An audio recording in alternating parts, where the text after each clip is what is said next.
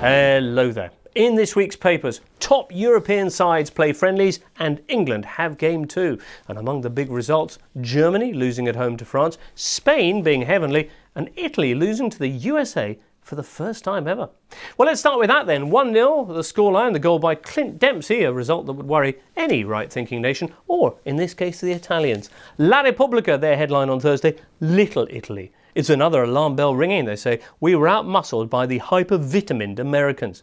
Gazzetta on Thursday go with, it's an Italia usa e getta, throw away Italy. Problem, they say, is the forward line. Without Mario Balotelli, we looked impotent. The paper desperate for him to get a game again. Should probably send him out for an ironing board.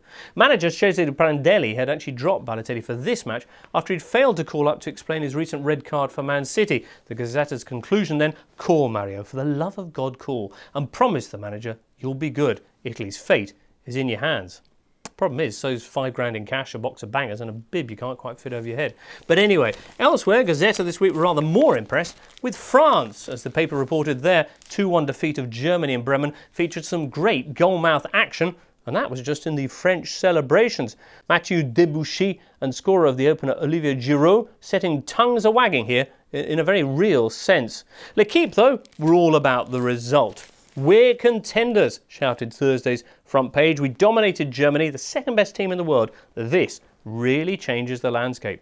Well, it was probably the worst looking German outfit since Prince Harry's fancy dress, but builds speak for many when they put the defeat down to 2 motives. 1, Philipp Lahm was absent. 2, Tim Wiese wasn't. It's the Wiese curse, says the paper. 9 times he's played in goal now for Germany, and he's not won once. Worrying stuff then. Now, on to Spain, the biggest midweek winners of these friendly matches. They trashed Venezuela 5-0, one man hogging all the headlines. And here he is, Roberto Soldado. He'd been out of the national team for 5 years. He came on at half-time. He promptly scored 2 goals, missed a penalty, and then got his hat-trick, booking his place at the European Championships. Soldado takes the number 9 jersey for Spain, says AS, their editorial. Who remembers Torres? In a stupendous game, Soldado stood out above all others. Now, I say Soldado got all the headlines, but in Catalonia, Spain's best game in ages, got these rapturous front pages.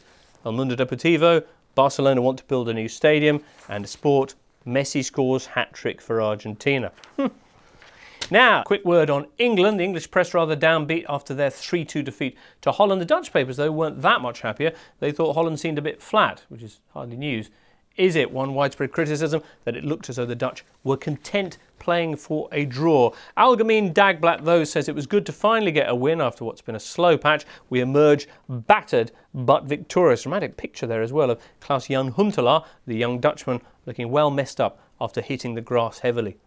Not something you see every day. Now, what else? Well, quick couple of other headlines. Madrid press say they're not worried about Moo's house hunting in London. It's been going on for months, they say. The Italians say maybe he could swap with Andre Villas-Boas, who they say is going to Inter. Terrific picture there of Andre, while Bild say that FC Cologne's Lucas Podolski is going to Arsenal.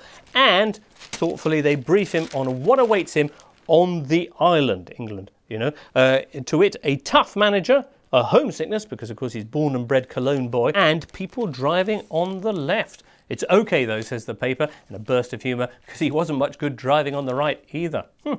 Well, Arsenal planning a colonic intervention then, soon, which certainly sounds appropriate, and that's where we're going to leave the papers for this week. We'll be back with more of the same in 7 days' time. Look forward to seeing you then.